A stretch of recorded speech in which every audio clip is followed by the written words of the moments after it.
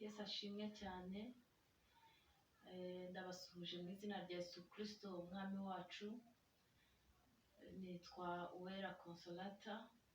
Nejejwe no kuvuga ijambo ry'Imana uyu mugoroba. Ntewe iteka n'Imana ryo kugira icyo mvugira imbere yanyu mu izina rya Yesu. Ndashaka yuko twiganirira uyu mugoroba, tuganire iby'Imana kugira ngo tugirirwe neza, ibitabo bibumburwe mu izina rya Yesu. Yesu ashimwe cyane. Naratekereje muri iyi minsi, njyewe ubundi ndi umwinginzi mu rusengero, niwo murimo nkunda cyane kuruta ibindi byose. Yesu ashimwe. Umbwiye gusenga umunsi ukira ubundi ukaza, numva biryoheye kurusha ibibaho byose mu isi, nkumva ariwo munezero w'umutima wanjye. Yesu ashimwe. Noneho ndicara ndatekereza, nsanga nkwiriye kubwira unyumva ngo reka dusenge. Yesu ashimwe cyane. Niyo mpamvu iyi ministeri yacu yitwa Shushanat House of Prayer. Yesu ashimwe. Ijambo ry'Imana muri Matayo riravuga ngo mbese igihe Yesu yirukanaga abantu mu rusengero, igihe Yesu yirukanaga abantu baguriraga mu rusengero, bazanyemo inuma, bazanyemo intama, bazanyemo ibintu byose kuza gucururiza mu rusengero, Yesu yaraje abirukanamo, arangije arababwira ngo mbese ntabwo muzi yuko inzu yanjye izitwa inzu yo gusengerwamo? Aho niho twakuye ijambo rivuga ngo House of Prayer, inzu y'Imana yo gusengerwamo. Yesu ashimwe cyane. Noneho tuyita Shushanati. Shushanati ni ururabo rwiza, kongeraho Shushanati ni ururabo rwiza rugereranywa na Yesu, ariko noneho ni rwa rurabo rushobora gukurira no mu mahwa kandi rugakura, rugashisha, rukagubwa neza. Yesu ashimwe cyane. Nejejwe n'Imana rero uyu mugoroba wo kubwira uwunyumva ngo reka dusenge. Ndashaka kukwibariza wowe unyumva, nshuti umuvandimwe, ndashaka kugira ngo nkwibarize uyu mugoroba. Iminsi umaze ku isi ntabwo nzi uko ingana. Niba ari imyaka 10 simbizi, niba ari 20 simbizi, ndabwira unyumva. Niba icyo nzi ariko wenda ushobora kuzanyumva uri muri iyo myaka yose. Yesu ashimwe cyane. Ushobora kuzanyumva ufite imyaka 30, ushobora kuzanyumva ufite 40, ushobora kuzanyumva ufite 50, ushobora kuzanyumva ufite 20, ushobora kuzanyumva ufite 70 cyangwa 120. Yesu ashimwe cyane. Uyu munsi rero naje imbere yanyu mfite ijambo rivuga ngo reka dusenge. Muvandimwe unyumva, ndakubwira ngo ibihe nk'ibi ureke dusenge. Usenge nanjye nsenge, kuko aho isi igeze, yewe kabone itaranahagera ngo tuvuge ngo igeze ku muhero, nta kintu nigeze mbona kibaho na kimwe gishobora gukemurwa n'ikindi kintu kitari ugusenga. Yesu ashimwe cyane. Burya naho mubona isi ibayeho, ubuzima bugakomeza, abantu bagasa n'abaguwe neza, ariko buriya hari agashirira kamwe kaba kayihagazemo, ko Yesu abona akavuga ngo uriya ni urusengero rwanjye, kagatuma Imana ivubira imvura isi, itorero, kubw'itorero ry'Imana, ubundi isi kabaho. Bitari ibyo yamera nka Sodomu na Gomora. Ariko kuko imbabazi za Kristo zaje, nabyo Yesu abakivuga ngo reka nihangane, amasaka akurane n'urukungu. Ariko ntabwo nshaka yuko uyu mwanya duhinduka urukungu. Ndashaka ko duhinduka amasaka, tukazasarurwa, tugahunikwa nk'imiba ihunitswe neza y'ingano mu gihe cyayo. Yesu ashimwe cyane. Ndashaka kuvuga ku gusenga. reka mbanze senga imana ho gatoya.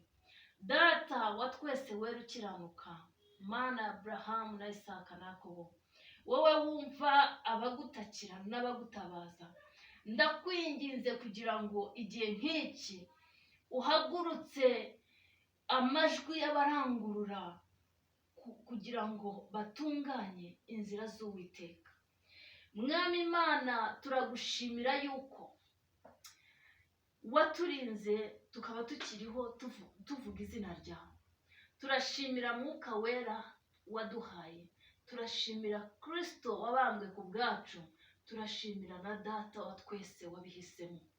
Mwami, turagushimira, ndakwinginze kugira ngo aha mpagaze ntabare njye, ahubwo wowe wenyine uhagarare kugira ngo wiheshe icyubahiro mu bazakumva. Mwami, icyubahiro kibi cyawe, njyewe mbure hagarare wowe Mwami Yesu.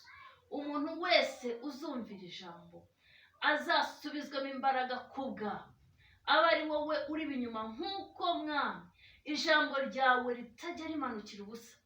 Ijambo ryawe riravuga ngo nk'uko imvura imanuka ntisubirire yaho idatoheje ubutaka mu myaka yere, niko n'ijambo ryawe ridashobora kumanukira umuntu ngo risubirire gusa. Sinigeze mbona ijambo ryawe ritsindwa cyangwa rinanirwa. Niyo mpamvu uzakwiringira iminsi yose yo kubaho kwanyu. Ndagusabye kugira ngo nunyumva kwiringire, kandi twese dusubizwemo imbaraga, nk'uko ijambo ryawe rivuga ngo abasore b'imigenda bazagenda baruhe, ngo ariko abategereza Uwiteka bazasubizwamo imbaraga. Mana, udusubizemo imbaraga bari bakuzi n'abatakuzi. Mwami Yesu, ubavomerere kugira ngo imitima yabo itoye, yuzure inyota y'ijambo ryawe. Mwami, kuri wa munsi uwo waremye azakubonesha amaso, kuko ntiwamanukiye ubusa kandi ntiwamanukiye guciraho iteka, ahubwo wazanywe n'imbabazi. Urakoze gitare gikomeye, izina ryawe nirihabwe icyubahiro uhereye none n'ibihe byose. Mwami, vuga, gembe microphone yawe, izina ryawe rishimwe uhereye none n'ibihe byose. Amen. Ndashaka ko twiganirira rero, tuvuge ku gusenga. Wowe imyaka umaze ku isi, hari undi muti waba warabonye utanga amahoro? Hari undi muti waba warabonye uzura abapfuye? Hari undi muti waba warabonye ukiza indwara? Hari undi muti waba warabonye utanga ubuzima umuntu akabaho? Hejuru y'amafaranga, hari uwo wigeze ubona akizwa n'amafaranga? Yesu ashimwe cyane. Umuntu ashyirwa n'Imana mu nda ya nyina, agashyirwamo n'Imana yamuremye. Imana ikamurindiramo, igihe cyagera Imana ikamukuramo ikamushyira ku isi, ikamuheka. Niko ijambo ryayo rivuga, ijya iduheka tukiri mu nda za ba mama, tukarinda imvi zibaye uruyenzi ku mutwe. Yesu ashimwe cyane. Ibyanditswe nzabyinjiramo kubera iminota mfite mikeya. Hari igihe nzinjira mu byanditswe tukabisoma. Yesu ashimwe. Ariko icyo nshaka kuvuga uyu mugoroba, ndashaka kukubwira ngo ngwino dusenge. Wowe unyumva, ndashaka kukubwira ngo ngwino dusenge. Unsengere nsenge, nongere nsenge, nongere nsenge, nongere nsenge. Nanjye gusengera usenge, wongere usenge, kandi wongere usenge. Yesu ashimwe cyane. Nta kintu na kimwe mwabonye imyaka tumaze ku isi, reka mbabaze, mwigeze mubona? Buri muntu aba afite ibyo yizeye n'ibyo yiringiye, ariko mu myaka njye maze ku isi, ntaho nigeze mbona umupfumu arokora umuntu ngo abeho. Akubeshya yuko akurokoye, akakongereramo iyindi mizimu, cya kindi akakwereka ko agikuyeho, kandi aguhaye ibibi byinshi. Aguhaye ibibi byinshi.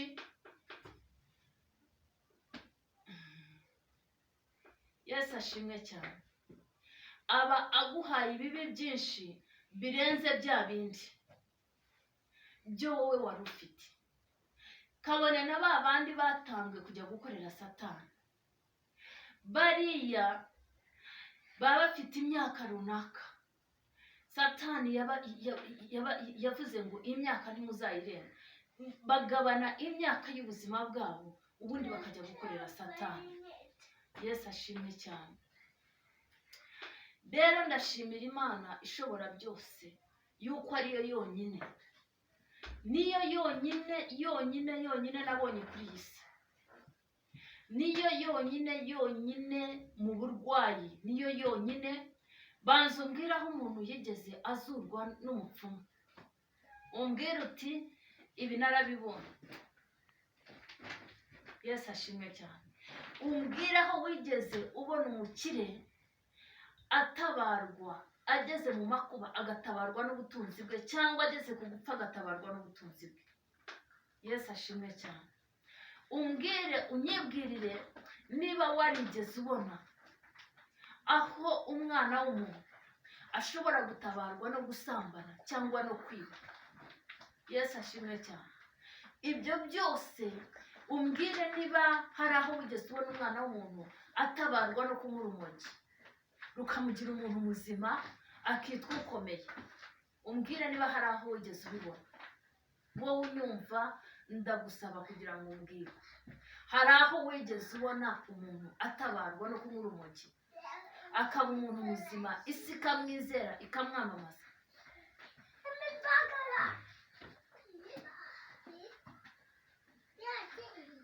Yesu ashimwe cyane.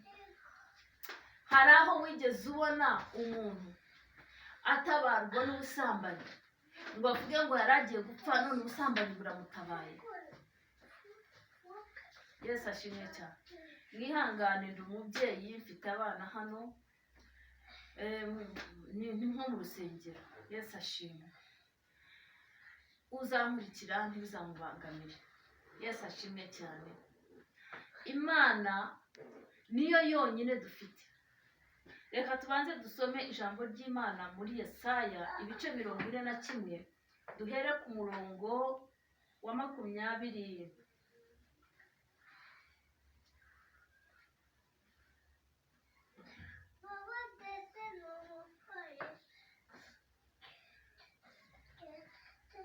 Haravuga ngo nimushinge urubanza rwanyu,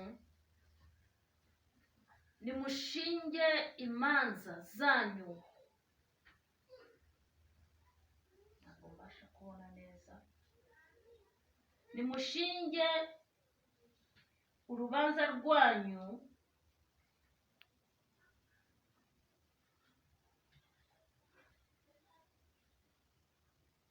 zikomeye, niko umwami wa Yakobo avuga. Niko umwami wa Yakobo avuga. Nibazane ibigirwamana byabo bitubwire ibizaba, nibivuge ibyabaye uko bimeze,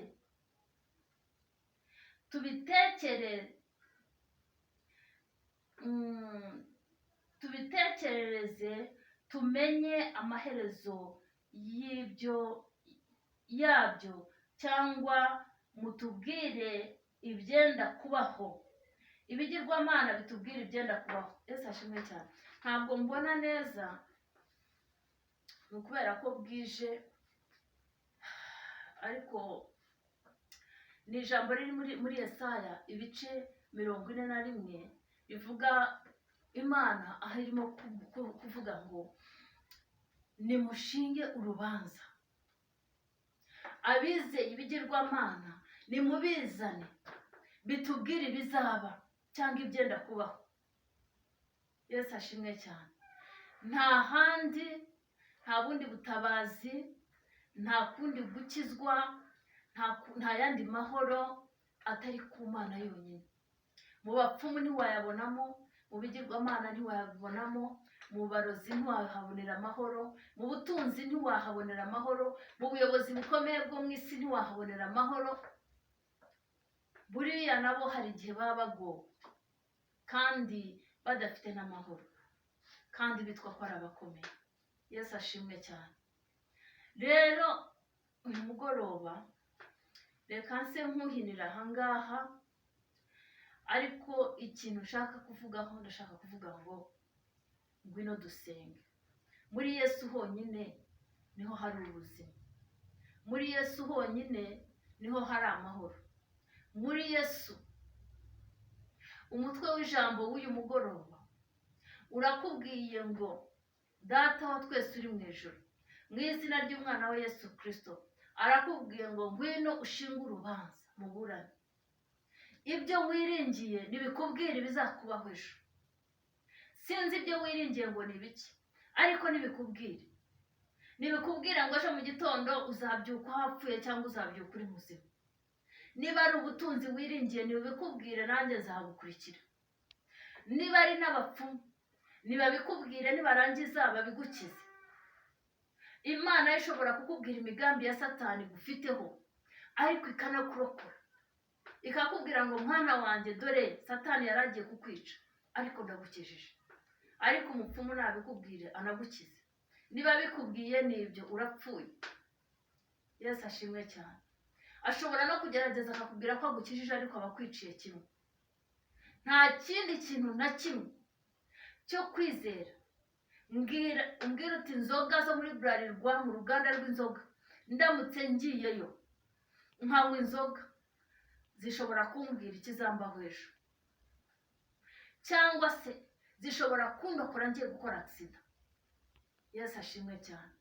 Ugira ikintu umbwira uti naragiye ndyama hejuru y'umukobwa, cyangwa ndyama hejuru y'umugore w'abandi, cyangwa ndyama hejuru y'umugabo w'abandi, noneho birandokora, bimpa ubutunzi, mbaho neza. Ushobora kwibeshya ko ubayeho neza kubera yuko wagiye ugasambara bakaguha amafaranga yo gushaka kuboha ku isida, noneho ukagenda ukabura kandi wari uzi ko ugiye kubaho neza. Ibya Satani ni iby'akanya gato. Yesu ashimwe cyane. Ibya Satani nibaringa, ni iby'akanya gato. Erega Satani ni umurimbuzi kandi ni umunyabinyoma. W'icyakora akwereka abaringa z'ibitangaza kandi zidahari. Ku Mana rero honyine yaturema, niho honyine mbonera ubuzima, niho honyine mbonera amahoro, niho honyine mbonera ubutunzi, niho honyine mbonera kugubwa neza. Muri Yesu honyine. Kandi reka mbabwire, nta handi uzahumekera imbaraga z'Imana n'ubwiza bwayo n'urukundo rwayo. Ni ugusoma ijambo ry'Imana warangiza ugasenga, ugafata rya jambo ukarigira nk'ubuzima, nk'ibyo kurya bya buri munsi. Noneho warangiza ugasenga ubudasiba. Yesu yaravuze ngo dusenge ubudasiba. Yesu ashimwe cyane. Kwa gusenga, iyo ubaye imbere y'Imana usenga kandi uhagaze mu ijambo ryayo, niho honyine ukura ubuzima. Ushobora kugeragezwa, ushobora no gutinda mu bikunanije no mu bikugoye, ariko Yesu wibuke ko mu ijuru rye hazajyamo abihangana. Nawe ntabwo azajyanamo ba bandi baje kumuhamagara akabaha imigati, akakugaburira ukarya ugahaga ukagubwa neza. Oya, nawe agomba kubanza kubona yuko umukunda by'ukuri, agasa n'urebye hirya, nk'uko data yirengagije Yesu kubw'ibyaha byacu. Byari bimunukiye gutekereza ko tuzajya dukora ibizira, akihangana ntatumare nk'uko Abisiraheli babagaho. Kera umuntu yakoraga icyaha agahita arimbukira ubutaka bukasama bukamumira. Ariko Imana itekereje ko igiye kuzajya yihanganira abanyabyaha, irababara ireba hirya. Yesu aravuga ngo data, data, niki kikundekesheje? Amanitse ku musaraba. Yesu ashimwe cyane. Rero ndashaka kugusaba ngo ngwino dusenge, niho tuzakura ubuzima. Ushobora kugeragezwa, ushobora gutinda mu kigeragezo, ushobora gutinda mu bikugoye, ushobora gutinda mu burwayi, watinda mu bukene, watinda mu mubabaro, watinda mu bigeragezo, uko byose uko ariko kose. Ariko hari icyo nshaka kukubwira, Yesu aba akureba. Iyo uri umukiranutsi utabivanga ngo uyu mwanya ujye kunywa inzoga ugaruke wiyoberanye, cyangwa ujye gukora ibi uwongere wiyoberanye, ntubiva. Ego ntabwo turi abakiranutsi 100%, ariko gerageza. Yesu ajya bidushoboza, umuntu akageraho amera nk'ibisukwa ku gicaniro nka Pawulo. Pawulo yarasenze atinda imbere y'Imana, ageraho avuga ati meze nk'ibisukwa ku gicaniro, aka kanya niringiye kwambara ikamba ry'ubugingo. Kandi yatangiye avuga ngo ndabona gukizwa ari ibintu bitoroshye, ngambirira gukora ibyiza bikantanga imbere. Ariko Pawulo asoza avuga ngo mbonye Imana, aka kanya mvuye mu mubiri nakwambara ikamba ry'ubugingo. Yesu ashimwe cyane. Rero iyo wihambiriye kuri Yesu, Yesu ajya kureka, ajya asa nk'ucecetse nk'ureba hirya kugira ngo arebe ko umukunda by'ukuri, cyangwa wari umukurikiyeho imigati n'umunezero w'iby'isi. Ariko ntabwo si uko batakuzi. Nusenga nta kimwe uzaba. Umuti ni senga. Nongere mubwire muvandimwe ngo umuti ni senga. Nanjye senge. Nidufatikanya icyo gicaniro, umuriro uzaka, ijuru rizamurwemo umubavu w'abakiranutsi uhumura neza kubw'amajwi y'abasenga imbere y'Imana. Kandi gusenga niko kutuzanira imbaraga zo gukiranuka no kunesha iby'isi. Ntabwo dushobora kunesha tudasenga, ntibishoboka. Kuko iyo dusenga dusengera mu ijambo nibwo Mwuka Wera amanuka. Mwuka Wera yamanutse aduha imbaraga zo kunesha ikintu icyo ari cyo cyose cyari kitwitambitse imbere. Yesu ashimwe cyane. Imana y'amahoro ibagirire neza. Njyewe ndacyakubwira ngo ngwino dusenge, duhamagare Yesu, aratwumva. Ni umwungeri mwiza udasiga intama mu masiga, ahubwo yemera kuzipfira kuko aragirize bwite, ataragirira ibihembo. Nubwo umwanzi wacu ahari, nubwo abarozi bahari, nubwo abagome bahari, nubwo bisa nkaho bitugoye, ariko Yesu arahari kandi azadukomeza. Yesu ashimwe cyane. Imana y'amahoro ibahe umugisha. Reka dusenge. Data wa twese wera uri mu ijuru, ndagusabye mwami wanjye Yesu, unyumva, kugira ngo uvomerere amahanga, uvomerere amahanga, uvomerere isi, uvomerere umuntu waremye, kugira ngo mwami Yesu isi yongere gutoha. Amajwi y'abera, itorero n'abandi bagiye kuza barisanga, mwami wanjye bacanire igicaniro kitazima, kugira ngo kuri wa munsi bazasarurwe nkawe kandi babona ku maso hawe. Data, kuguhesha icyubahiro no kukuramya bizaturuka mu ijambo ryawe no mu gusenga. Mwami turakwinginze kugira ngo uduhe imbaraga. Unyumva wese umuhe imbaraga zo gusenga, uzanyumva uzamuha imbaraga zo gusenga. Buri muntu wese ahaguruke ashake ku maso hawe, ku bw'isi isa nk'icuza umwijima, kugira ngo izina ryawe rishyirwe hejuru uhereye none n'ibihe byose. Amen.